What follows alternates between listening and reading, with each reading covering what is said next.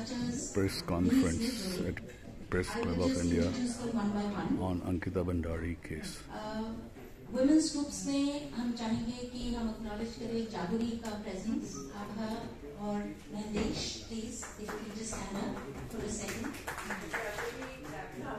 जागुरी ग्रामीण और ये हिमाचल प्रदेश से आए थे. उसी के साथ मकाम महिला किसान अधिकार मंच से हीरा जंपांगी, वो आज यहाँ नहीं है हमारे बीच, पर टीम की सदस्य थी. वुमेन्स ऑर्गेनाइजेशन में NFIW से दीप्ति भारती जी, जनरल सेक्रेटरी दिल्ली की, वो शायद अभी पहुंची नहीं है, वो अपने रास्ते पर हैं. फिर कर्नाटका फॉर बिल्किस, कर्नाटका से जून और योगेश ने भाग लिया. एडवा से मैमुना जी हैं यहाँ पर, दमयंती हैं, प्लीज आप खड़े हो जाएं, देहरादून से, और इंदु नौडियाल भी हैं, वो नहीं आए हैं शायद. फिर ये तो हुए हमारे women's groups. Human rights group से कविता श्रीवास्तव और दिव्यांशी, इस दिव्यांशी का okay, she is in Bangalore. NEPM से रिचा ने भाग लिया और BGBS से भारतीय ज्ञान विज्ञान समिति से उमा भट्ट जी देहरादून से. स्टूडेंट फ्रंट से भी लोग थे, रेशमा पवार AIDSO और शिवानी आयसा से थी. और इंडिपेंडेंट रिसर्चर्स में अदिति जो टूरिज्म की एक स्कॉलर हैं, श्रुति जैन, विनीता जो नैनीताल समाचार से हैं, नैनीताल हाँ जी जर्नलिस्ट हैं, और मैरी E. जॉन जिन्होंने हमें डेटा के साथ मदद किया. And last but not the least Uttarakhand महिला मंच जो हमारे लगभग सारे डिस्ट्रिक्ट्स में हैं. देहरादून से हमारी हैं निर्मला बिष्टी, प्लीज अगर आप खड़े हो जाएं, और चंद्रकला देहरादून से हैं. नैनीताल से उमा भट्ट, माया चिलवाल, माया जी, और शीला रजवार, शीला जी, बसंती पाठक जी, और उत्तरकाशी से पुष्पा चौहान, वो आज यहाँ मौजूद नहीं है. और मैं, मेरा नाम मलिका बिट्टी है, मैं पिथौरागढ़ जिले से हूँ, मुंसियारी नाम की जगह से. रिपोर्ट रिलीज करने से पहले हम चाहेंगे कि हमारे जो फैक्ट फाइंडिंग टीम के सदस्य हैं, कुल मिला के हम करीब 30 लोग थे. And of those 13 we invited 3 of them on stage today to share with you why we put this team together, how we worked, what were the things that we found, and what are the things that we think need redressal and addressing.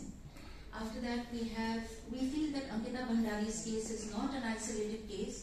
Uttarakhand में कितने ऐसे किस्से होंगे, trafficking की बात होती रहती है, पर उस पर डेटा इकट्ठा करना बहुत मुश्किल है.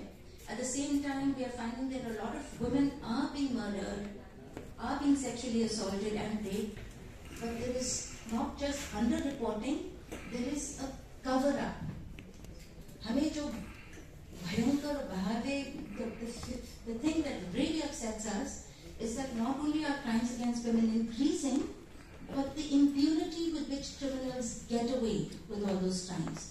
वो करने के बाद उनको संरक्षण जो दिया जाता है, और जो सिस्टम का जो फेलियर है, वो सबसे खतरनाक है, क्योंकि फिर जाएं तो जाएं कहाँ.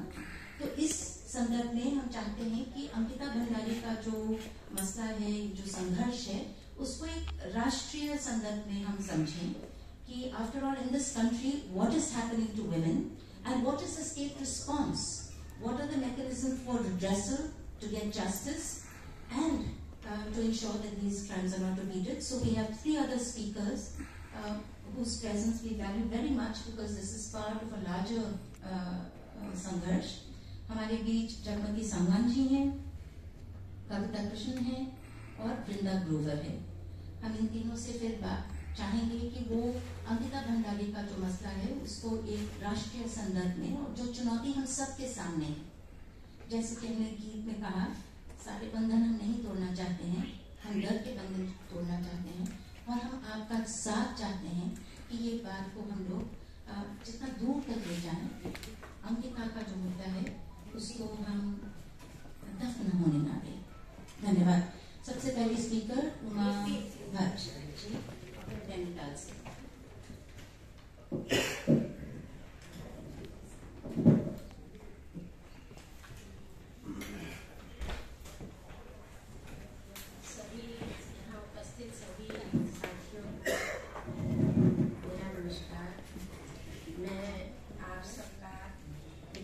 महिला मंच की ओर से यहाँ दिल्ली में प्रेस क्लब के सभागार में आप सबका स्वागत करूँगी।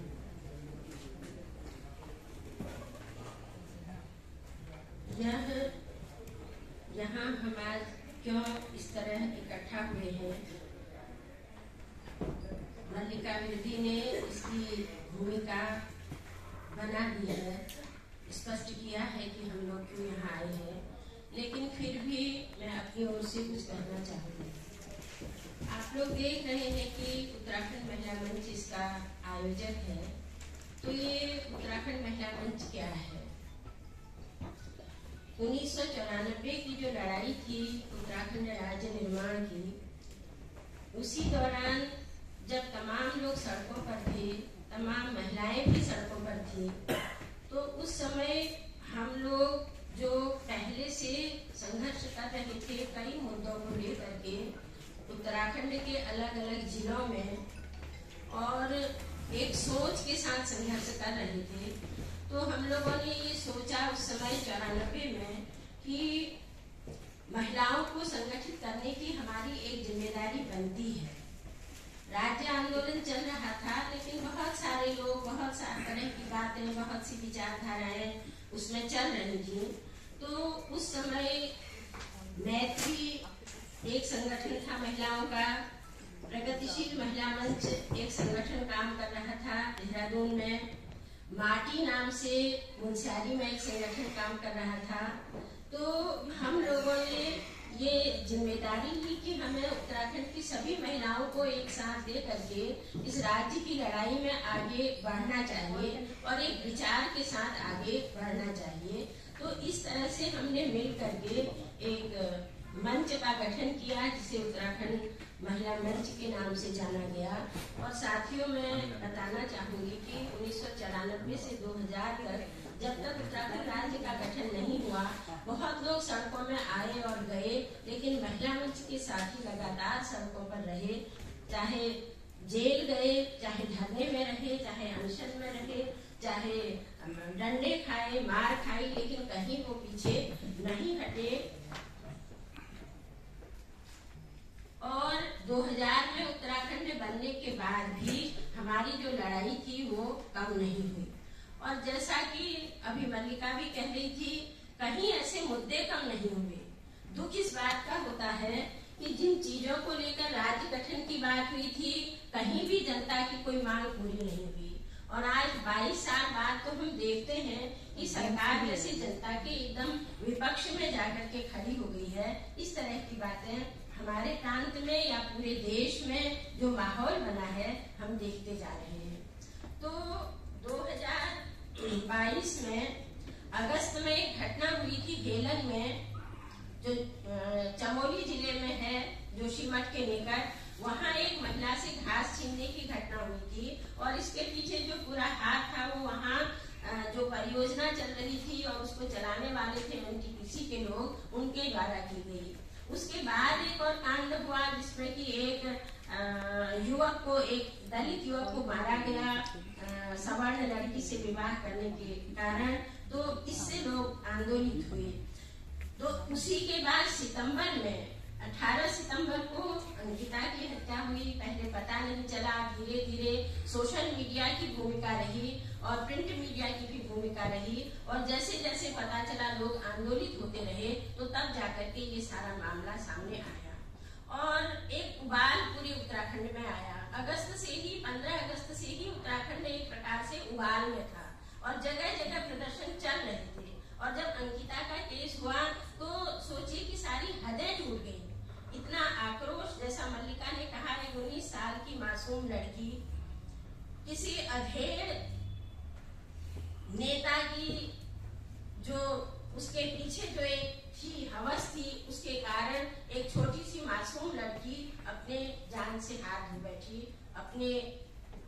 अपने को न झुकाते हुए, उसने झुकाया नहीं अपने को,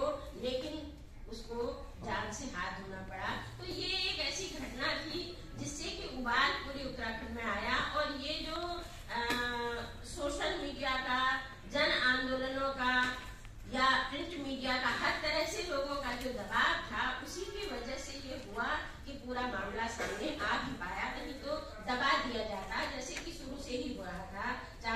उसकी FIR नहीं लिखी जा रही थी उसके पिता की, 72 घंटे उनको FIR लिखाने में लग गए। उसके बाद भी जो साक्ष्य थे उनको मिटाने की पूरी कोशिश हुई। जो उसमें मुख्य बात कही जा रही है अब भी कि कौन था VIP, कौन वो मुख्य व्यक्ति था, वो VIP था जिसकी वजह से अंकिता को जान देनी पड़ी। तो ये सारी चीजें अभी भी सामने नहीं आ पाई है, और जितना कुछ हुआ है वो जनता के ही दबाव से हुआ है। तो उस समय भी बहुत बेचैनी थी। ऋषिकेश में धरना शुरू हो गया था, श्रीनगर में धरना शुरू हो गया था, जगह जगह लोग आंदोलन कर रहे थे। तो तब महिला मंच के साथियों की एक बैठक हुई 8 अक्टूबर को। बैठक तो ऑनलाइन हुई 8 अक्टूबर को। तो उसमें यही बात आई कि हमारी क्या भूमिका हो सकती है। लगातार घटनाएं हो रही हैं, एक के बाद एक हो रही हैं, आखिर हम क्या करें। और ऐसा भी नहीं है कि लोग घरों में चुप बैठे हैं, लोग निराश बैठे हैं, ऐसा भी नहीं है। लेकिन महिला मंच अपनी क्या भूमिका इस पूरे काम में कर सकता है, यही सोच करके तब हम लोगों ने अपने तमाम साथियों से, जो देश भर में है, चाहे राजस्थान में है, दिल्ली में है, उत्तर प्रदेश में है, या हरियाणा में है, या हिमाचल में है, अलग अलग जगह जो हमारे साथी लोग थे, उन सबसे हमने संपर्क किया। और ये अंकिता का मुद्दा ऐसा भी नहीं कि फिर छुपा ही रह गया, बल्कि सबको खबर हुई। आज भी आप जहाँ किसी भी कोने में जाएं तो सबको खबर है कि हाँ ऐसी घटना हुई है और ये बहुत गलत हुआ है। तो सभी साथियों को सारी बातें मालूम थी, और फिर ये हुआ कि हम लोगों ने एक स्वयं ही एक फैक्ट फाइंडिंग टीम बनाई। हर संगठन से एक दो लोग उसमें आए, और पहले स्पष्ट नहीं था क्या करेंगे, कैसे जाएंगे, लेकिन लगातार हम लोग बैठकें करते रहे, और उसी से ये तय हुआ कि हमें वहाँ जाना चाहिए, चाहे घटना स्थल पर हो, चाहे उसके माँ बाप से मिलना हो, चाहे होटल के आसपास की जो जगह है वहाँ जाना हो, या फिर उत्तराखंड में तमाम जो प्रशासनिक अधिकारी हैं, पुलिस अधिकारी हैं, उन लोगों से मिलना हो। हमें ये सब चीज करनी चाहिए, और पूरी एक इसकी तथ्य, जितने सारे तथ्य हैं उनकी रिपोर्ट तैयार करनी चाहिए। ये बात हम लोगों के मन में आई अपनी तमाम बैठकों के जरिए, और फिर लगभग 20 लोगों की एक टीम बन गई। सब लोग हमसे पूछा भी ना किसने बनाई ये टीम, हमने कहा हमने बनाई, हम इस देश के नागरिक हैं, हम महिला संगठन हैं, हमने बनाई है। हम लगातार 30 साल से समाज में काम कर रहे हैं। आप मतलब कैसे हम पर विश्वास कर सकते हैं, और हम भी अपने पर कोई विश्वास नहीं करते कि हम ऐसा नहीं कर सकते। हमने खुद टीम बनाई और हम गए, और सब लोग अपने खर्चे से आए। ऐसा नहीं कि आप कोई आयोजन कर रहे हो और लोगों को बुला रहे हो, ऐसा नहीं। सब लोग आए, सबने सहयोग किया, चाहे लिखने का था, चाहे इधर उधर जाने का था। मुझे याद है जब हम अंकिता के घर जा रहे थे तो एक संतरा सा रास्ता है, कठिन नहीं है हम लोगों के लिए, लेकिन जो बेंगलोर से आ रहे हैं उनके लिए कठिन है, जो राजस्थान से आ रहे हैं उनके लिए वो कठिन है। लेकिन हम लोग वहाँ आराम से गए, और किसी हमारे साथी ने कोई हिचक नहीं की। हम लोग सुबह ऋषिकेश पहुंचे, ट्रेन से आकर के, बस से आकर के, नहाया धोया और सीधे पौड़ी को चल दिए, या दूसरी टीम हमारी ऋषिकेश को चल दी। हमने 3-4 टीमों में अपने को बांटा, और 3 दिन के भीतर 29 तारीख की शाम को जब हमने प्रेस कॉन्फ्रेंस भी कर ली देहरादून में, उसके बाद हम लोगों को लगा कि 3 दिन के भीतर हमने कितना सारा काम किया। खुद हम लोगों को ये एहसास हुआ कि बहुत सारा काम हमने 3 दिन के भीतर किया है, और उसके बाद हम थोड़ा ढीले पड़े, धीरे करके फिर और चीजें इस रिपोर्ट में जुड़ती गई। कई मुद्दे आए, जैसे पर्यटन का मुद्दा आया। अब आप लोग तो सब जानते हैं पर्यटन प्रदेश है हमारा, है ना। पर्यटन के नाम पर सब कुछ हो रहा है यहाँ पहाड़ खोदे जा रहे हैं, सड़कें बनाई जा रही हैं, चाहे धार्मिक पर्यटन है, चाहे और किस्म का पर्यटन है। तो उस पर्यटन में क्या है, उस पर्यटन की जड़ में क्या है। अंकिता जैसी लड़की को उसी पर्यटन के कारण अपनी जान देनी पड़ती है। उससे कहा जाता है कि इस रिजॉर्ट में कोई VIP आएगा और तुम्हें उसको एक्स्ट्रा सर्विस देनी पड़ेगी। तो जो पर्यटन प्रदेश का एक हवा बनाया गया है हमारे आगे, उस पर्यटन प्रदेश की जो बैग के पीछे अंकिता जैसी लड़कियों को झोंका जा रहा है। तो हम किस पर यकीन करें? तमाम कानून हैं। निर्भया का केस आज से 10 साल पहले 2012 में हुआ, उसके बाद तमाम परिवर्तन हुए, कानूनों में संशोधन हुआ, इतनी लंबी लड़ाइयां हुई हैं, लेकिन उसके बावजूद इससे पहले भी जो कार्यस्थल में यौन उत्पीड़न है उसके लिए विशाखा गाइडलाइन आई, लेकिन उसके बावजूद और उत्तराखंड, मैं तो कहना ही चाहती हूँ, आज से नहीं, उत्तराखंड बनने के दौर से हम लोग ये कहना चाहते हैं कि यह कोई देवभूमि नहीं है। घोषित कीजिए कि यह कोई देवभूमि नहीं है। जहाँ ये सब हो रहा है आप कैसे उसको देवभूमि कहते हैं? हर कोने में, हर सड़क में, हर चौराहे में छोटा सा मंदिर खड़ा कर देने से क्या कोई देवभूमि बन जाती है? यहाँ के सारे देवता पूछ कर गए हैं, इस बात को हमें मान लेना चाहिए। तो इस तरह जो विशाखा गाइडलाइन है या जो निर्भया के बाद की चीजें आई हैं, तो कहीं कोई पालन नहीं हो रहा है। तमाम खड़े हो रहे हैं, होटल खड़े हो रहे हैं, या तमाम जो ये होटल उद्योग है ये बढ़ रहा है, लेकिन कहीं कोई नियम नहीं है। कहीं कोई लड़की अगर असुरक्षित है तो वो कहाँ जाकर के शिकायत करेगी? कोई समिति नहीं है उसके लिए, ना आंतरिक समिति है, न लोकल समिति है कंप्लेंट करने के लिए। तो क्या मतलब, इसका क्या मतलब होता है? आप स्त्री को सम्मान देने की बात क्यों करते हैं? आप मातृशक्ति ने उत्तराखंड बनाया क्यों कहते हैं? उस मातृशक्ति को आप कहाँ पर रखते हैं, कहाँ पर खड़ा करते हैं? हमारा सबसे बड़ा ये सवाल है कि फिर ये कहना छोड़िए कि मातृशक्ति को नमन, मातृशक्ति ने उत्तराखंड बनाया, मातृशक्ति सबसे बड़ी है। तो ये सब आज भी जुलूस निकलेगा तो मातृशक्ति ही आगे आगे बढ़ेगी। लेकिन उस मातृशक्ति, क्या वो 19 साल की लड़की मातृशक्ति के तहत नहीं आती? और हमें तो अंकिता का पता चला, अंकिता जैसी कितनी लड़कियां होंगी जिन्होंने कुछ नहीं कहा, जो झेल रही हैं अभी भी, जो बता नहीं रही हैं। अंकिता ने भी अपने घर में नहीं बताया, अपने दोस्त को बताया, लेकिन अपने घर में नहीं बताया। उसको ऐसे भी हमने संस्कार उसको भूल दिए। एक लड़की को, एक स्त्री को सहज रूप से जीने का अधिकार, समानता के साथ जीने का अधिकार, समानता से शिक्षा लेने का अधिकार हम क्यों नहीं दे रहे हैं? तो ये कई बातें हैं, मुझे शायद बहुत ज्यादा इन पर नहीं बोलना चाहिए अब, लेकिन जो ये रिपोर्ट है ये कई तरह के सवाल खड़े करती है और हमारे साथी इस पर आगे बताएंगे। लेकिन मैं ये कहना चाहती हूँ कि इस रिपोर्ट को हम इसलिए नहीं लाए हैं कि हम वहाँ गए, हमने ये सब देखा लिखा और आपको हम दे रहे हैं, बल्कि ये एक प्रकार से उसकी स्मृति को, जो घटना हुई थी, कितनी घटनाएं होती हैं और हम भूल जाते हैं, लेकिन जो घटना हुई थी उसको हम याद रखें, हम इसको देखें, हम इसको पढ़ें। इसमें जो सवाल उठाए गए हैं, क्या हम इनके लिए कुछ कर सकते हैं? इन सवालों पर क्या हम एक हो सकते हैं? हम आगे कोई काम कर सकते हैं? हम तो इसीलिए ये रिपोर्ट आप लोगों के सामने रखना चाहते हैं और सबके सामने रखना चाहते हैं कि आप इस पर सोचें, इसको पढ़ें, इसको देखें और इसमें क्या सहयोग किया जा सकता है।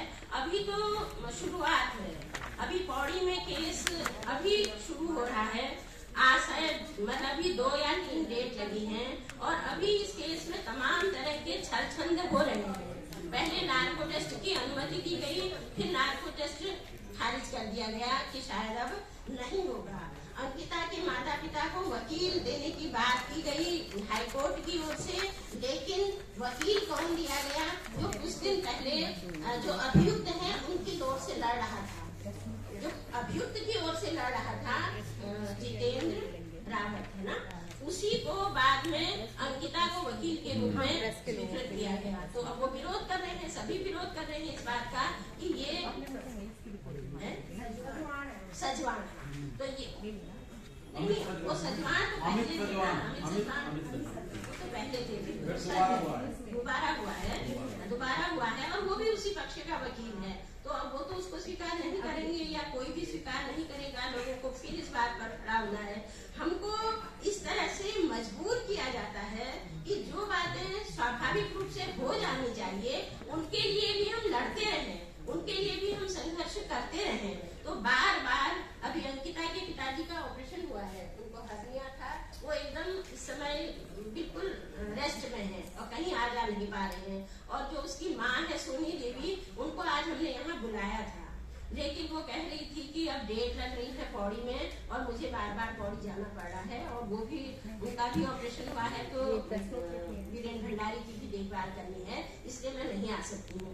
तो अभी तो केस शुरू हुआ है और बहुत बहुत बातें आगे इसमें आएंगी। अभी आपने कुछ दिन पहले पढ़ा होगा कि जो पुलकित आर्य का पिता है विनोद आर्य, वो वहाँ जा रहा था उस रिजॉर्ट में, बनंतरा रिजॉर्ट में, और वो रिजॉर्ट जिसको कह रहे हैं कि वो सील किया हुआ है। फिर पूछा गया कि क्या ये सील है, तो नहीं ये सील नहीं है। लेकिन हमारे साथी जब बनंतरा रिजॉर्ट में गए तो वहाँ तमाम पुलिस खड़ी थी और उनको अंदर जाने ही नहीं दिया। वे बाहर से ही लौट आए, कहा नहीं यहाँ तो सब सील है, लेकिन वो सील कुछ नहीं है। वो विनोद आर्य के लिए सील नहीं है, लेकिन महिला संगठनों के लिए वो सील है। और उसी रिजॉर्ट को तोड़ भी दिया गया है, साक्ष्य नष्ट किए गए, लेकिन उन पर कोई कार्रवाई नहीं हुई।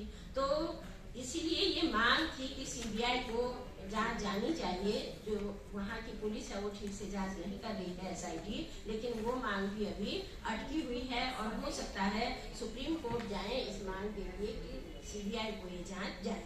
तो मैं आप लोगों से यही एक प्रकार से अपील करना चाहती हूँ कि अंकिता का केस शुरू हो रहा है, कानूनी लड़ाई बहुत लंबी चलेगी और हर कदम पर अंकिता के माँ बाप को और उसके साथ जो खड़े हैं आशुतोष नेगी और अन्य पत्रकार जो खड़े हैं, उनको सहयोग करने की जरूरत पड़ेगी। आप लोगों को भी सजग रहना होगा कि क्या हो रहा है और क्या हमें इसमें मदद करनी चाहिए। और ये मदद केवल उस तरह की नहीं है, आर्थिक मदद की भी जरूरत है। सुप्रीम कोर्ट में जब केस लड़ना है तो उसके लिए उनको आर्थिक सहयोग भी चाहिए। इस बात को लेकर के एक बतंगड़ भी पहले हो चुका है, उसका जिक्र तो मैं नहीं करूंगी, लेकिन फिर भी हमें पैसा तो जुटाना है। ये बात मैं फिर कहना चाहती हूँ कि पैसा तो हमें जुटाना है, बिना उसके ये लड़ाई लड़ी नहीं जाएगी। और तन मन धन से सहयोग इसमें आप सबको भी करना है। और याद रखना है कि उत्तराखंड में ये हो रहा है, आप भी उत्तराखंडी हैं अगर, तो याद रखना है कि उत्तराखंड में ये हो रहा है और देश में भी यही हो रहा है। देश भी इससे अछूता नहीं है, इसीलिए हम सब लोग यहाँ पर आज आए हुए हैं।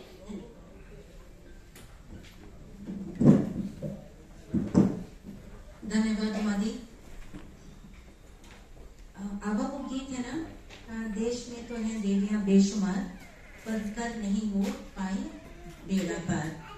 वैसे ही उत्तराखंड देवभूमि तो कहलाता है, पर हम देख रहे हैं कि देवभूमि के नाम पर क्या तांडव हो रहा है। हिमाचल को भी देवभूमि कहते हैं जी, हिमाचल को भी। तो मैडम दानव भूमि हो गई है, दानव भूमि हो गई है, देवभूमि नहीं रही। पर ये सब पहाड़ों की भी कहानी नहीं है। कहानी ये है कि किस तरह महिलाओं को संस्कृति के नाम पर, देवी देवताओं के नाम पर किस तरह से कवच बना लिया जाता है। और असलियत जो है, उत्तराखंड की बात हो या कहीं पर भी देश भर में जो बात हो, उसको हम देखें कि आज जो स्टेट का रोल है और जो प्रशासन, लॉ एनफोर्समेंट एजेंसीज, उनकी भूमिका आखिरकार क्या है। हमारे फैक्ट फाइंडिंग टीम में, जैसे उमादी ने बताया, जन सामान्य से, जन संगठनों से हम मिले, परिवार वालों से मिले, पर साथ साथ हम वहाँ के शासन प्रशासन के लोगों से भी मिले। तो मैं मैमूना अब्बास जी को कहूंगी कि भी कृपया 2 शब्द जोड़े अपने अनुभव। सबसे पहले तो आपकी बात को थोड़ा सा काटते हुए कि कर ना पाए वो बेड़ा पार मैं नहीं कहूंगी, मैं कहूंगी उठ खड़ी हुई है करने वो बेड़ा पार। लेकिन मैं थोड़ा सा डाइग्रेस करूंगी। पहले कल जो खबर आई है कि तुर्की में और सीरिया में जो अर्थक्वेक हुआ, उसमें हजारों लोगों की जान गई है और उससे भी कहीं ज्यादा लोग घायल हुए हैं। तो मैं इस मंच की तरफ से बहुत दुख का, बहुत अफसोस का इजहार करती हूँ। और जो वहाँ पे विक्टिम्स की जो फैमिलीज हैं जो इससे जूझ रही हैं और सदमे में हैं, उनके साथ अपनी एकजुटता हम दिखाते हैं और उन सबको कॉन्डोलेंस भी पेश करते हैं इस पूरे मंच की सभी की तरफ से और अपने संगठन की और अपनी तरफ से भी। साथियों, इसके अलावा मैं शुरू करूंगी एक जनरल बात से ही जो आप सबने कही है कि जो the sense of entitlement that such people have, कि हम जो चाहे कर सकते हैं, जो और क्यों कर सकते हैं, क्योंकि उनको जो इम्प्यूनिटी हासिल है, जो इम्प्यूनिटी है कि हम कुछ भी करें हमारे पीछे किसी का हाथ है, हमें संरक्षण हासिल है। और आप एक पैटर्न देखेंगे, खास करके जो हमारे आज के नाम ले दूं क्या, रूलिंग डिस्पेंसेशन, उनके जो चेले चपाटे हैं, उनके नेता भी, वो लोग जिस धड़ल्ले से बेधड़क होकर इस तरह के जुर्म कर रहे हैं, आप आसे पासे शुरू कर लीजिए। और आज अभी दिल्ली में हुआ, अंजलि करके जो लड़की है, वो कितने कई मील तक, अब उसी पे झगड़ा कर रहे हैं, 13 माइल नहीं 4 ही माइल गए थे। अरे 4 नहीं, आधा मील गए थे, आधा किलोमीटर ही गए थे। लड़की को तो घसीटा ना, क्यों घसीटा, क्या फर्क पड़ता है, लड़की तो मरेगी, हम तो मजा लूटेंगे। वो सेंस जो बन गया है, लुच्चे लफंगों वाला sense, I am sorry to say, वो जो बन गया है और उनको जो संरक्षण मिल रहा है, वो बहुत अफसोस की चीज है। और उसके खिलाफ हमारी लड़ाई चलेगी। और ये सिर्फ महिलाओं की लड़ाई मैं कहूंगी नहीं है, ये पूरे डेमोक्रेटिक मूवमेंट की है, क्योंकि ये चीज, ये इम्प्यूनिटी के साथ जो हर वल्नरेबल सेक्शन के साथ हो रहा है। तो और इसमें जो अथॉरिटीज का, अंकिता भंडारी का अगर हमने और कहें तो, जो अगर हम कहें कि अथॉरिटीज का एटीट्यूड बड़ा लैकेडेजिकल था, तो मैं कहूंगी कि हमें we are giving an understatement. जिस तरह से मुझे लगा कि वो सब लोग हैंड इन ग्लव है, जो हम लोग फैक्ट फाइंडिंग में गए थे, और जिस तरह उन लोगों के रिस्पॉन्सेस थे, उससे कहीं ये नहीं लगा कि यहाँ पर कुछ बैठ करके उसका कुछ इन्वेस्टिगेशन हो रही है। हर एक उसकी लीपापोती करने के ही चक्कर में लगा। तो आप शुरू से देख लीजिए, उसका एफआईआर करने में, क्यों भाई, एक लड़की लापता है, किस जगह से लापता है।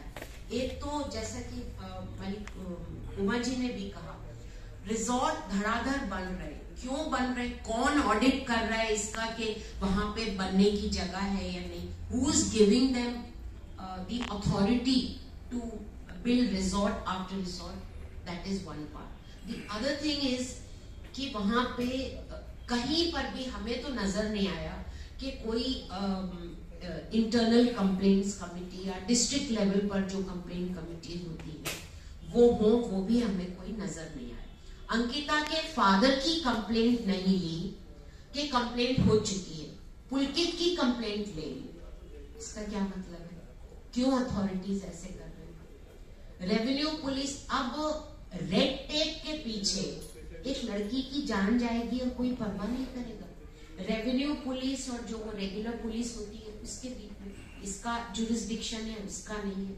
इस सवाल पे देर होती रही वहां पर। और क्राइम स्पॉट जो सीन ऑफ क्राइम है उसमें हमारी जो फैक्ट फाइंडिंग टीम के लोग थे, they could not go there, they could not enter the place, but Renu Bisht could. वहां की जो लोकल एमएलए है वो तो गई, उन्होंने वहां पे यही रिपोर्ट हमें मिली है कि उन्होंने वहां पे बुलडोजिंग करवाई, खास करके अंकिता के रूम की। यही हमें तो जो पता चला है वो आपको बता रहे। वहां पे आग लगी, कैसे लगी, हमारे वापस आने के बाद फिर सुना कि वहां आग लगी। तो ये सब कैसे हो रहा है, कौन लगवा रहा है? अगर वो वाकई सील है, अगर वो एरिया पुलिस की निगरानी में है, तो निगरानी के बावजूद वहां आग कैसे लग सकती है? कहीं ना कहीं तो इन्वॉल्वमेंट किसी स्तर पर ऊंचे लोगों का, बड़े लोगों का है। ये तो बहुत खुली हुई बात है, इसके लिए कोई इन्वेस्टिगेशन दरकार नहीं। क्या इन सब हालात के बाद वहां के डीएम, क्योंकि डीएम अगर बुलडोजिंग का वो नहीं देंगे, परमिशन नहीं देंगे, तो कौन कर सकता है? तो क्या डीएम ने परमिशन दी थी? अगर दी थी तो पुलिस क्या इस एंगल को इन्वेस्टिगेट कर रही है? क्या रेणु बिष्ट के अपने इन्वॉल्वमेंट को इन्वेस्टिगेट किया जा रहा है? क्या उसकी बॉडी, आप ये इनह्यूमन जो हाथरस में हुआ था कि माँ को शक्ल नहीं देखने दी, वो चीज आप देखिए यहाँ पे उसको लाए, माँ और फादर को और मदर को अलग कर दिया, साथ नहीं है दोनों, एक दूसरे के गम में शरीक नहीं है। कंसल्ट करना तो नेक्स्ट स्टेप होता है, अलग कर दिया। और फादर से झूठ बोला गया कि उसकी माँ अभी कुछ बताने के पोजीशन में नहीं है, वो आईसीयू में है, आईसीयू में है, उसके फादर को पता नहीं है। उनको ऐसे अलग कर दिया और जबरदस्ती उस लड़की का, मतलब अंत्येष्टि कहना गलत होगा, मतलब उसको जला दिया कहेंगे। तो ये इनह्यूमन हरकतें भी जो हुई है, मार डालना अपने आप में एक इनह्यूमन था।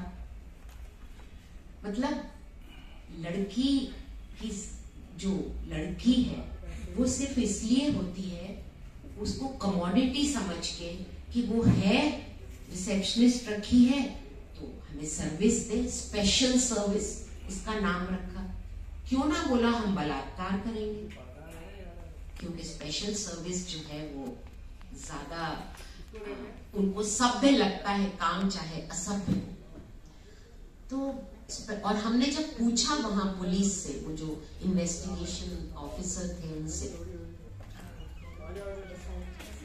तो उन्होंने बताया कि ऐसा है कि अलग अलग स्लैब्स हैं वो रूम्स के, कोई सस्ता रूम है, कोई उससे महंगा है, कोई उससे, तो जो बहुत हाई प्रोफाइल रूम्स में रहते हैं उनको वीआईपीज कहा जाता है।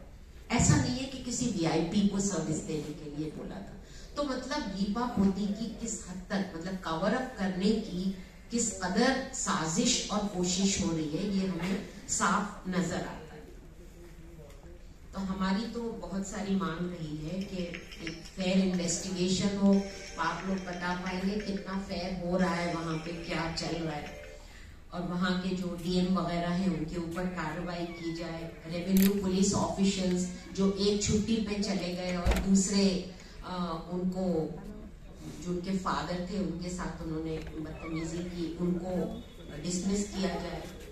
सिट को जो एसआईटी है उसको रेणु बिष्ट और डीएम वगैरह के जो रोल्स हैं उनकी भी इन्वेस्टिगेशन करना चाहिए। और एक बहुत बड़ी बात है कि जो विटनेसेस हैं, विटनेसेस के प्रोटेक्शन के लिए क्या किया जा रहा है, क्योंकि सबसे पहले जैसे उमा जी ने बताया, उनके दोस्त ने इस बात का पर्दाफाश किया कि अंकिता लापता है, वो है। और फिर रिजॉर्ट के जो एक्स एम्प्लॉइज थे उन्होंने कुछ खुलासा किया, उनको सबको प्रोटेक्शन मिलना बहुत जरूरी है। और ये अक्सर ये होता है कि प्रोटेक्शन ना मिलने की हालत में लोग सामने आकर खुलकर बात नहीं कर पाते, तो उनको कॉन्फिडेंस हो कि हाँ हमारा प्रोटेक्शन होगा तो बात थोड़ी आगे बढ़ेगी। इसके अलावा ये है कि पॉलिसी क्या है टूरिज्म के लिए आपकी, अंधाधुंध जो कुछ भी रिजॉर्ट्स बनती रहेगी, कोई नियम कानून, स्टैंडर्ड ऑपरेटिंग प्रोसीजर्स कुछ फॉलो नहीं होंगे इनको ग्रीन सिग्नल देने में, ऐसा तो नहीं होना चाहिए ना। जब आप कह रहे हैं कि हम हमारा मेन वहां पे टूरिज्म है, मतलब जाना जाता है उत्तराखंड, तो फिर टूरिज्म के लिए कुछ पॉलिसी भी होना चाहिए। वहां पर जो महिला एम्प्लॉइज हैं उनके प्रोटेक्शन के लिए क्या किया जा रहा है, क्योंकि हमारी टीम जब ऋषिकेश गई थी उनको बोला लोगों ने कि भाई ये ऐसा हो गया, अब तो हम लड़कियों को एम्प्लॉय नहीं करेंगे। तो women's employment already is badly hit, and if this is how they talk and behave and do not employ women, what is going to happen? We all understand very well. ये एक चीज है। और ICCs सब जगह है कि नहीं, हम भी जानते हैं नहीं है, लेकिन क्या जब इन रिजॉर्ट्स का, इन होटल्स का या किसी भी एस्टैब्लिशमेंट का ऑडिट होता है, do we take this aspect into consideration? We have to check that also. So these are some of the issues that we have to be talking about, and तुम रेनू पे मैंने बोल दिया. I think the rest of the report, as it were, that we have made, Kavita will be talking about. So over to you, Malika. Thank you, Ma'am Anuji. Actually, what this witness was a very intense form of breakdown of the criminal justice system. जैसे कि बताया गया, from registering an FIR to the follow-up action, क्या investigation हुआ. और अजीब बात तो ये थी कि कहीं कहीं ऐसा महसूस हो रहा था कि पुलिस इन्वेस्टिगेशन को लेकर या प्रशासन इन्वेस्टिगेशन को लेकर एक PR एक्सरसाइज कर रहे थे. आप निश्चिंत रहिए, सब कुछ हो जाएगा, सब कुछ हो रहा है. और असल में बात को आगे बढ़ने से रोक रही थी. और जहां पर उनको एक्ट करना था वहां पर तो ऐसा लग रहा था कि उनके हाथ पैर बंधे हुए हैं. या अब कैसे बयान करें कि शायद संरक्षण और प्रोटेक्शन क्रिमिनल्स को मिल रही थी, ना कि इन्वेस्टिगेशन. तो ये जो एहसास और जो क्रिमिनल जस्टिस सिस्टम का ब्रेकडाउन और जो अभी इश्यूज हैं जिसको हमें लगता है कि एक पैनी नजर से देखनी जरूरी है. कविता, अगर आप उसको देख दीजिए. आई am sorry, please. Thank you very much. साथियों, जो हमारी टीम गई थी उसके सभी सम्मानित लोग यहाँ मौजूद हैं और ज़्यादातर बातें रखी जा चुकी हैं. मैं सिर्फ एक बात ये कहूँगी कि क्योंकि मैं एक महिला संगठन से हूँ और पॉलिटिकल हम लोग पॉलिटिकल सोच रखते हैं, तो मैं ये चाहती हूँ और हमारा संगठन का ये सोचना है, काश हमारे देश की पॉलिसी के अंदर जो हमारे कानून बनते हैं उनके अंदर अर्बन एम्प्लॉयमेंट गारंटी एक्ट होना चाहिए, ताकि लड़कियों को या लड़कों को भी इधर से उधर इतना भागना ना पड़ता. अगर अर्बन एम्प्लॉयमेंट गारंटी एक्ट होता तो शायद अंकिता वहाँ नहीं रहती. तो जो कुछ भी हुआ है वो सबके सामने है और सरकार की, उत्तराखंड सरकार की, उत्तराखंड प्रशासन की, पुलिस की जो भूमिका रही है वो बहुत ही ज्यादा, मैं तो उसको निंदनीय कहूंगी. और लेकिन एक होप है, एक उम्मीद है कि हम लोग लड़ रहे हैं और हम ही नहीं, बहुत सारे लोग इस चीज के लिए लड़ रहे हैं कि अंकिता को न्याय मिले और हम लोग उसे न्याय दिलाते रहेंगे. ये मेरा कहना है. Thank you very much. तो साथियों, क्योंकि हम भी, हमारी 3 प्रमुख बहनें जो हमारा राष्ट्रीय नेतृत्व है एक तरीके से, जगमती, कविता, कृष्ण, वृंदा, हम उनको सुनना चाहते हैं, तो मैं आपका बहुत टाइम नहीं लूंगी. लेकिन सिर्फ 2 बातें. ये रिपोर्ट अभी हम रिलीज करेंगे, अभी हमने आपको दिखाया नहीं है, लेकिन आप जब देखेंगे आप समझ जाएंगे कितनी मेहनत इसमें. अगर हम लोग 20 थे, ये एक आंकड़ा नहीं था, ये इस रूप में हर व्यक्ति ने जिस तरह मेहनत करके एक इस रिपोर्ट का ताना बाना, उसको पूरा रिकंस्ट्रक्ट करना, उस क्राइम सीन को एक आयाम में हम लोगों ने घुसने की कोशिश करी. As much an inquiry can do. We never went to investigate. We were merely a fact-finding team. We can only inquire into some dimensions. तो सबसे पहले तो मैं ये कहना चाहूंगी कि बहुत जरूरी है कि हम जीवित रखें अंकिता भंडारी की वो यादें, जो एक युवा में थी. She wanted to be something, कुछ करना चाहती थी. ये उसकी पहली एम्प्लॉयमेंट थी. इतनी बड़ी त्रासदी की, उसने इतना संघर्ष किया टू स्टडी होटल मैनेजमेंट, लेकिन फीस नहीं थी तो उसको 6 months के बाद डिनाई कर दिया गया. पिताजी को लॉकडाउन में नौकरी छूट गई थी, तो फिर पिताजी ने उनको बोला, हमने उसको कंप्यूटर, तो बेटा दिल्ली ले गया था, मैनेजमेंट कर रहा है, सीए कर रहा है. बेटी को हमने एक कीबोर्ड था, उससे वो टाइपिंग करती थी मोबाइल पे ऐप डाउनलोड करके. तो हमने कहा लेकिन अगर सामने कुछ है नहीं तो वो क्या करेगी. अब वो करती थी कुछ. She was desperate for a job और उसने ऑनलाइन एक दोस्त पुश से दोस्ती की थी, जिसने और उसने मिलकर ये नौकरी ढूंढी और ये वहां गई. और अगर, let me tell you this, what is the Uttarakhand police investigation? Actually nothing. अगर ये लड़का नहीं होता और अगर अंकिता का वो electronic evidence that trail that she would have not left behind. This case would have been yet another either suicide कि वो लड़की कुछ हुआ, झड़प में कूद गई, या that body would never have been found because 6 दिन बाद तो उस कनाल से निकाली गई थी और वो आगे बढ़ती भी नहीं बॉडी because वो बैराज पे रुक गई थी. It would never have floated across and would have become food for all the animals in the water. तो अगर ये पुष्प को हमें सम्मानित करना चाहिए और उस and protection of him as the primary witness is so important. और ये गायब है. Protection of witness की वृंदा, अरे इतना 20 साल पुरानी बात होगी, so many judgments and they telling us अभी तक किसी ने मांगा नहीं. एक और उसमें जो 2 लड़के लोग वो लोग स्टाफ थे, उन्होंने तोड़ा है, उन्होंने खुल के वीडियो दिए कि हमने देखा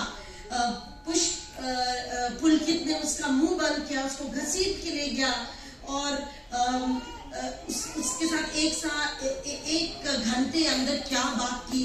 और क्योंकि मैं रिसेप्शन पे बैठा था, मैं विंडो से देख सकता था उनके रूम की, तो उसको बंद कर दी गई. उसने खुल के और ये भी बोला कि मैम रो रही थी, वो कह रही थी कि मुझे वापस ऊपर, she was staying in the security of other staff. उसको बाकायदा नीचे बुलाया गया और नीचे उसको जहाँ पुलकित रहता था उसके पास इतना ज्यादा वो लड़की ने दुख और जिस तरह की डायलेमा में वो थी, वो जो वो गुजरी है, वो सारा व्हाट्सएप चर्चा के जरिए कम्युनिकेट हुआ. आप लोग जरूर उस चर्चा को पढ़िए. हमने वो स्क्रीनशॉट्स भी डाले, हमने उसके स्क्रिप्ट भी निकाल के डाले. A lot of interns have helped us do all this work. तो हमने वो सारा डाला है. It shows क्या एक लड़की को गुजरना होता है जो नहीं निकलता है after the girl has died. So मुझे लगता है कि उत्तराखंड पुलिस कि हमें ये इसलिए राष्ट्रीय मुद्दा है कि क्योंकि हम अपने एडमिनिस्ट्रेटिव कॉर्नर्स में रह सकते हैं. That doesn't mean Rajasthan doesn't need to know about Uttarakhand और Delhi doesn't need to know Uttarakhand. ये हम सबका मसला है और ये हम सबका मसला है कि अंकिता को सही से न्याय मिले. कुछ आउटस्टैंडिंग इश्यूज मैमुना जी ने रख दिए थे. I am just going to talk about 1 or 2 other issues. अभी तक अरे ये चीजें, क्योंकि मैं भी एक संघर्षशील महिला आंदोलन की कार्यकर्ता हूं, अगर राजस्थान में इरेग्युलरिटी कोई पुलिस करे, एफआईआर न दर्ज करे, बंदा इसके पिताजी कॉमनर ने आप 3 तो थाने में गया, 2 बार पटवारी पुलिस जॉब खत्म हो गई है, अब उसको रिप्लेस कर रहे हैं. आप सोच सकते हैं इन अ मैटर ऑफ 12 आवर्स जब से मालूम पड़ा बेटी उसकी मिसिंग है, भाग रहा है. तो वो 3 पुलिस स्टेशन जिसने रिफ्यूज किए, आपको पता है आसाराम बापू का केस दिल्ली के लाजपत नगर थाने में दर्ज हुआ था. अगले दिन लाजपत नगर थाने की पुलिस 0 नंबर एफआईआर लेकर जोधपुर पहुंची है, द सीन ऑफ क्राइम. ये अमूमन होता है. You can go to any thana, we don't have to go on and on. और वहां पे हमने बोला उन लोगों को ना 0 number FIR. And what about the police who committed the 2 Patwari police को सस्पेंड कर दिया. But what about the police that denied on grounds of jurisdiction? कुछ भी नहीं हुआ है. These things need to be pursued still. Secondly, Uttarakhand के लोग स्पष्ट कि वीआईपी कौन था. This business of the VIP just being a VIP room, really the judge, now that the matter is in the trial court, the trial court judge really have to look that क्योंकि high court ने ये high court monitoring से अगर ये पूरी जांच नहीं होती तो हमें नहीं लगता ये सारी जांच भी निकलती. हाई कोर्ट मॉनिटरिंग हुई. एक जर्नलिस्ट जिसको इतना उसको पर्सोना नॉन ग्राटा, उसको क्या बोलते हैं, he was called somebody जो लूट खसोट करता है, जो ब्लैकमेल अ जर्नलिस्ट, उसको बोल के उसको डिस्क्रेडिट करने की कोशिश करी. But hats off to him कि उसने परस्यू किया. अब वो चालान भी हो गया है. हाई कोर्ट का एक ओपिनियन है. हाई कोर्ट का opinion, do you think trial court will challenge it? The High Court says the bulldozing by MLA Renu Bish of the resort is a non-issue. She never did it out of any malice. She just, out of enthusiasm she did it. How can a High Court write this? He could have said that this is not the stage to deal with Renu Vish's criminality and left it at that. After all, the court was only doing a monitoring of the entire investigation. There are some other things that we have mentioned. Please, the report is reverse. The conclusions are right in the beginning. The other thing is, ये देवलोक we have to talk about. क्योंकि जैसे राजस्थान में भवरी देवी 30 years ago 19 to 92 तो होता ही नहीं, judgement में लिख दिया तो होता ही नहीं, गैंग रेप अनहर्ड ऑफ, और 40 साल की औरत के साथ रेप अनहर्ड ऑफ, और बुढ़ा रेप कर ले अनहर्ड ऑफ. ये वाला हाल हम उत्तराखंड में देख रहे हैं. What is this nonsense? I mean, look at the data of rape and murder, which is pretty high for that state. क्या हो रहा है? तो हमें लगता है कि ये पूरा cognizance of sexual violence at the bottom of, एक तरीके से it's on the structures of violence against women and sexual violence against women, that all this kind of business runs has to be incorporated. इसलिए भवरी देवी case में Vishakha judgement in 1997, देखिए अभी तक, उसके बाद 2016 में जजमेंट अभी तक इम्प्लीमेंटेड नहीं. What is this?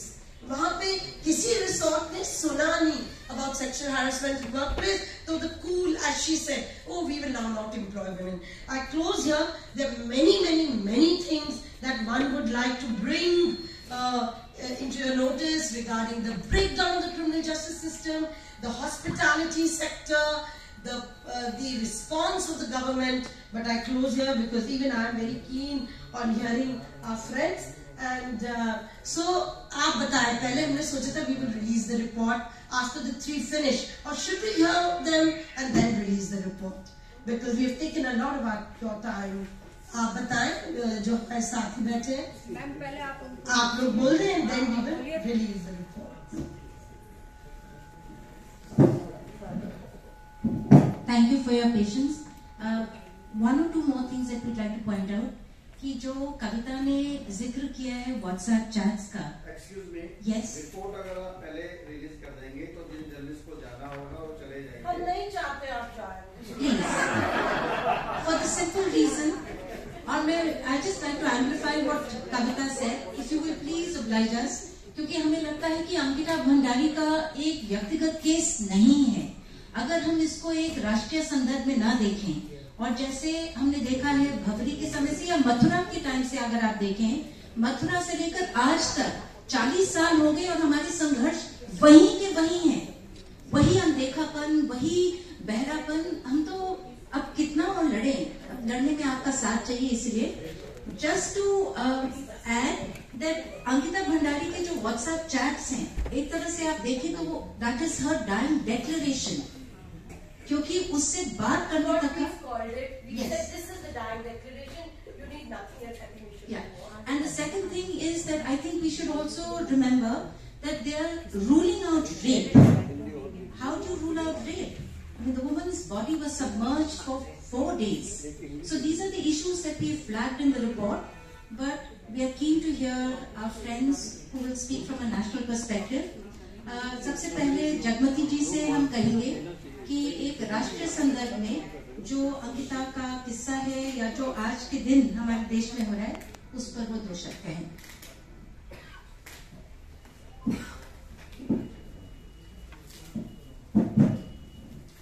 साथियों, ये अंकिता भंडारी का बहुत ही दर्दनाक और ऐसा जो हत्या हुई है, इसके साथ मैं ये कहना चाहती हूँ कि अनेकों नौजवान लड़कियां इस देश की जो एक डिग्निफाइड और इक्वालिटी का जीवन जीते हुए अपने गरीब परिवारों की 2 जून की रोटियां जुटाने के लिए कुछ काम करना चाहती हैं, अनेकों लड़कियों के साथ इस तरह की घटनाएं जो है वो गुजर रही है यहाँ पे.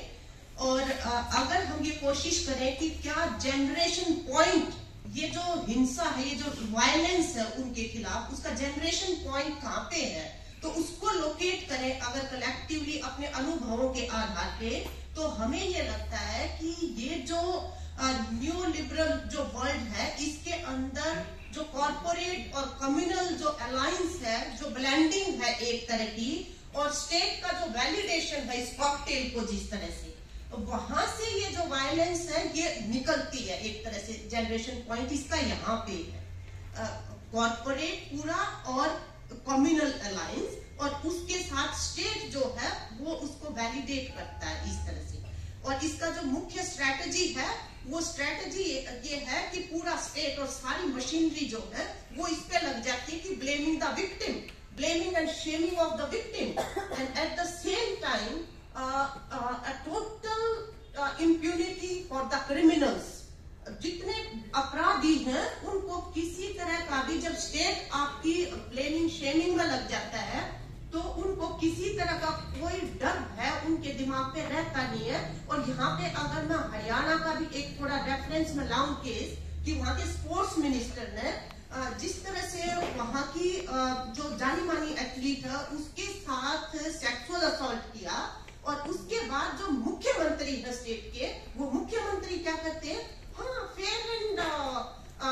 फेयर इन्वेस्टिगेशन होगा, लेकिन किसी लड़के ने अनर्गल आरोप लगाए मंत्री के ऊपर, अनर्गल आरोप लगाए हैं। जब आप ये अनर्गल शब्द साथ में मतलब ये प्रयोग कर रहे हैं तो आप सिग्नल्स दे रहे हैं पूरी मशीनरी को कि किस कैटेगरी में इसको डालना है। और उसके बाद होता क्या है, जैसे अभी उमा और सारे साथियों ने बताया है कि ऐसी हालत में एफआईआर दर्ज करवाना इतना बड़ा चैलेंज हो जाता है, जो परिवार जो है, ऑपरेस्ट परिवार जो है। और इसमें इस केस में भी देखा जाए कि जो लड़की है जब वो एफआईआर दर्ज करवाने जाती है तो उसको बोला जाता है कि मिनिस्टर का घर जो है वो चंडीगढ़ में है, आपकी एफआईआर वहां पे दर्ज होगी। लेकिन मिनिस्टर जो असॉल्टर है वो असॉल्टर एफआईआर दर्ज करवाता है, और एफआईआर दर्ज करवाता है डीजीपी हरियाणा के पास। और वो जो रिलीफ क्या चाहता है वो मिनिस्टर, मतलब क्या रिलीफ, असॉल्ट और सेक्सुअल असॉल्टर जिसके ऊपर नॉन बेलेबल धाराओं के अंदर मुकदमा दर्ज हो चुका है, वो क्या रिलीफ चाहता है ये पब्लिक नहीं किया जाता, किसी को नहीं पता। और असल में प्रैक्टिस में हो क्या रहा है कि वो जो लड़की है जिसने ये यौन हिंसा के आरोप लगाए उसके चरित्र का इन्वेस्टिगेशन चल रहा है। मतलब सभी कहाँ पे वो 6th क्लास में पढ़ी है, किस कोच के पास उसने कोचिंग ली है, कहाँ पे उसका मतलब ट्रेनिंग का वो रहा है, तो कहीं से किसी को लालच देके, किसी को डरा के, किसी को फुसला के जो है लड़की के चरित्र पर एलिगेशंस लगवाए जा सके, ये पूरी स्ट्रेटेजी के ऊपर काम चल रहा है वहाँ पे। और अनेकों ऐसे केसेस हैं जिनको डील करते हुए, जैसे अभी उमादी और वो कह रहे थे कि बिल्कुल अपने आप जो काम करना ही चाहिए पुलिस और जो इन्वेस्टिगेटिव एजेंसीज जो है उनको, उस काम के लिए भी हम महिला संगठनों को इतना ज्यादा खपना पड़ रहा है वहाँ पे। और ये जो मतलब हालात ये है कि स्पोर्ट्स जैसा महकमा जो खुद कॉन्फिडेंस बिल्डिंग का एक फील्ड है, कि जो लड़कियां स्पोर्ट्स में होती है वो कंपैरेटिवली एक कॉन्फिडेंट नागरिक की तरह से, क्योंकि वो फुल पब्लिक व्यू में जिस तरह से सारी टेक्निक्स को इम्प्लीमेंट करती है सेलेक्ट करती है, तो उनका कॉन्फिडेंस का लेवल ऊंचा होता है। लेकिन वहां पे भी जो ये ब्रजभूषण शरण जो कह रहे हैं कि मेरा मुंह मत खुलवाओ नहीं तो सुनामी आ जाएगी, शायद वो तो बोल रहे हैं ये बीजेपी की लीडरशिप को डराने के लिए, वो तो उनके लिए बोल रहे हैं। लेकिन असल में किसी भी महकमे को उठा के देख ले जहाँ पे भी महिलाएं, नौजवान लड़कियां काम कर रही है, वहां पे हालात ऐसे हैं कि जो भी मैकेनिज्म्स हैं उनकी सुरक्षा और सेफ्टी के लिए वो कहीं दूर दूर तक काम नहीं कर रहे, और बिल्कुल उनके खिलाफ एक तरह का जो वातावरण है वो हर जगह पे देखने को मिल रहा है। तो ऐसी परिस्थितियों के अंदर अभी जैसे हम इतनी ब्लेटेंटली झूठ बोलते हैं लोग, जो मिनिस्टर लेवल के लोग हैं, और उनके पास मीडिया जो है बहुत बड़ा मल्टीप्लाई करके वो सामने आती है। और हम जो एफर्ट्स करते हैं, वुमेन ऑर्गेनाइजेशन छोटे छोटे प्रयास जो करते हैं, वो किसी अखबार में छोटा सा कुछ वो लगेगा, मतलब उसमें अनइक्वल इतना हो जाता है। इस फाइट को लीड करना वहां पे जब पूरा स्टेट आपके साथ खड़ा हुआ हो, तो पूरा जैसे पूरे नेशनल मीडिया के अंदर हमारे जो हरियाणा में अभी 10 तारीख को भी हमने बहुत बड़ा प्रोटेस्ट रखा हुआ है स्पोर्ट्स मिनिस्टर के खिलाफ। वहाँ पे क्या कह रहे हैं कि हमने जो है स्पोर्ट्स मिनिस्टर को हटा दिया है। हकीकत क्या है? हकीकत ये है कि वो जो मिनिस्टर है उसके पास 2 महकमे थे और उससे एक जो है स्पोर्ट्स का जो डिपार्टमेंट है वो विथड्रॉ कर लिया गया और दूसरा जो है वो he continues to be a cabinet minister and at the same time he is president of Haryana Olympic Association, जो किसी कैबिनेट मिनिस्टर से भी ऊपर की एजेंसी है जहां तक स्पोर्ट्स का ताल्लुक है उस तरह से। और इंप्रेशन ऐसे दिया जा रहा है कि वो तो स्पोर्ट्स मिनिस्टर तो हटा दिया, हम जिसको बताएं कि उनको तो हटा दिया था, हटाया कुछ नहीं है। 26 जनवरी को उल्टा उससे जो है गणतंत्र दिवस पे झंडा फहराया जा रहा है। जिनके खिलाफ नॉन बेलेबल धाराओं में जो है वो मुकदमा दर्ज है, वो मंत्री गणतंत्र दिवस पे झंडा फहराने के लिए नियुक्त किया जा रहा है, जबकि तमाम ऑर्गेनाइजेशंस ने ये डिमांड किया था कि उनको कहीं पे भी इस सेरेमनी के लिए डिप्लॉय ना किया जाए, असाइन ना किया जाए, लेकिन बिल्कुल वहीं पे किया गया। और ये तो अच्छी बात है कि अनेकों लोगों ने पैरेलल झंडे फहराए और एक लड़की तो हरियाणा की जो बिल्कुल सामने आके उसने बोला कि ओ मिनिस्टर तुम इस लायक नहीं हो कि ये झंडा फहराओ। और उस लड़की के साथ जब जनगण मन चल रहा था, किस तरह से पुलिस और उसके जो अपने लोग थे, मिनिस्टर के जो अपने लगे भगे जो है, उन्होंने कितनी बदसलूकियां की है। मतलब ये कोई भी देख के शर्मा जाता है कि ये किस तरह का चल रहा है। तो हम ये कहना चाहते हैं हमारे नेशनल पर्सपेक्टिव के हिसाब से कि हमें मतलब इन चीजों को काउंटर करने के लिए जो लॉ एनफोर्समेंट के लिए बहुत बड़े अलायंसेस जो है वो बनाने की जरूरत है। लॉ एनफोर्स करवाना, कानून को लागू करवाना बड़ी चुनौती जो है वो वहाँ पे होता जा रहा है। और उसी समय पे हमें आइडियोलॉजिकली भी पूरा कम्युनल कास्ट पूरा डिवाइड शुरू कर दिया जाता है। जहाँ पे भी कोई केस आता है तो ट्रेनिंग है, यहाँ के जो रेजिम है इसकी ट्रेनिंग है डिवाइड एंड रूल की, तो वहीं पे डिवीजन फिर शुरू कर दिया जाता है। तो इतने फ्रंट पे हमें लड़ना पड़ता है, तो इसमें हम अपनी स्ट्रेटेजी जो है इस तरह से बनाएं। Thank you. मैं एक चीज कहना चाहूंगी ना, अगर जगमती जी ने जो कहा मुझे लगता महत्वपूर्ण यह है कि कई बार हम सोचते हैं कि कानून होने से शायद चीजें समझ जाएंगी, पर शायद कानून बनना तो एक बात है, जो कानून है उनको इन्फोर्स कर पाना वही आज चुनौती हो गई है। क्योंकि अगर रक्षक ही भक्षक बन जाए तो हमारे सामने ऑल्टरनेटिव्स क्या है? कविता, आप बोलना चाहेंगे?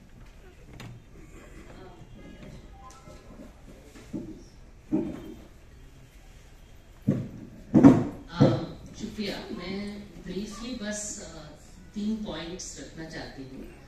मेरे ख्याल से अंकिता मामले में जो फैक्ट्स हैं वो उस पर डिटेल में रखा गया है, तो उस खास केस के डिटेल्स में मैं नहीं जाना चाहती और उसके लीगल एस्पेक्ट्स वगैरह पे और भी एस्पेक्ट्स में वृंदा बोलेंगे। मैं सबसे पहले ये कहना चाहती हूँ कि जो इस थोड़ा बहुत इस रिपोर्ट में भी आपको मिलेगा कि जब ऐसा कोई कांड होता है तो हम सब के मन में भी, पब्लिक के मन में भी हमारा फोकस बहुत नैरो हो जाता है। मैं इस रिपोर्ट की बात नहीं कर रही, रिपोर्ट ने इस पर ध्यान दिया, लेकिन आम तौर पे आम समाज में वो यहाँ पर फोकस हो जाती है कि उस लड़की को अपने उसको ये एक तरह से सेक्स वर्क पे फोकस होता है और मर्डर पे फोकस होता है, रेप पर फोकस होता है। तो उसका सॉल्यूशन जो है वो आम समाज की समझदारी में लोग वहां तलाशने लगते हैं कि, और ये ठीक है, वहां तक बिल्कुल सही है कि जो राजनीतिक संरक्षण इस मामले में अक्यूज को मिल रहा है वो एक बड़ी समस्या है जिसको हमने यहाँ सिर्फ नहीं देखा, हमने यूपी में भी देखा।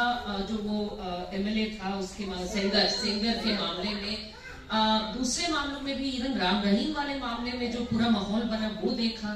तो हाँ बिल्कुल, करोड़। तो राजनीतिक संरक्षण का जो मसला है वो बहुत बड़ा है, वहां का फोकस होना बेहद जरूरी है। लेकिन मुझे लगता है कि वो एक शुरुआत है। राजनीति से जो हम डिमांड करेंगे सरकार से और हक से डिमांड करेंगे, वो वहां तक नहीं हो सकता कि भाई जब एक बड़ा मामला बनता है तो इतना लड़ के शायद कोई सजा हम दिला सके, शायद जेल थोड़े समय के लिए हम दिला सके। वो बात मुझे लगता है जो हमें मांग करनी चाहिए वो ऐसा कि आने वाले समय में हर अंकिता जो है वो सामने आ सके, काम कर सके, बढ़िया से काम कर सके, फ्री महसूस कर सके और जीवन को लेकर के आगे सोच सके। लगातार एक बिल्कुल इस भय में कि मैं कब जो है किसी तरह का दबाव मुझ पे आएगा, और ये सिर्फ सेक्स वर्क करने का दबाव नहीं, और भी चीजें आएंगी। तो मैं इसमें कहना चाहती हूँ कि जो आज के समय में वर्क का सीन है इसको देख लीजिए, तो उसमें या वर्क का सीन और उसमें जो समाज का हमारा है उसका जो ये है और सरकार का, ये तीनों चीजों का देख लीजिए। पहले तो ये कि भाई अगर मैं अंकिता के ही मामले का ये कहती हूँ, फर्ज कीजिए कि वहां दो चीजें मौजूद होती। एक तो रखा ही इससे पहले के वक्ताओं ने कि भाई सेक्सुअल हरासमेंट के खिलाफ जो सेल है कंप्लेंट्स की वो होता, लेकिन उसके होने के लिए भी एक और चीज जरूरी है।